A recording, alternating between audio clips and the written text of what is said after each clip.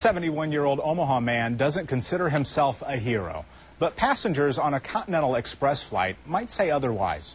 We first reported the frightening incident in the air earlier this week, gaining national attention, especially on the web. 6 on Your Side's Mike McKnight talks to the passenger who last Friday helped calm a violent situation at 30,000 feet.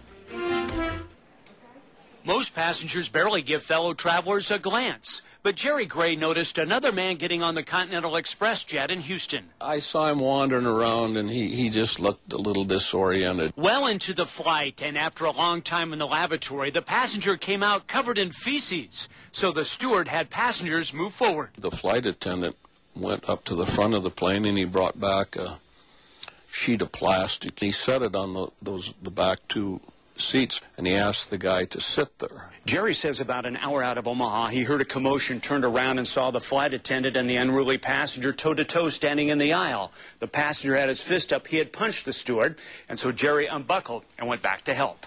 He said, "Do you want to get hit?" I said, "Nobody's going to hurt you." I said, "Why don't you just take it easy?" And I said, "Go sit down and buckle up." And that's all I said. And he did? And he did. In less than an hour, the plane landed in Omaha, where airport police boarded and confronted the unruly passenger. Well, I remember the policeman saying, he says, "You're in a lot of trouble." And the guy says, I've got a perfect record." He says, "I've only assaulted 2 police officers." Now, can you believe this? This is what he said. Though detained, the passenger was turned over to mental health professionals from a care facility in Iowa, where the man may have received treatment. He seemed like frightened, you know, like he was worried or frightened, because he said, you know, when he closed his fist, said, "Do you want to get hit?"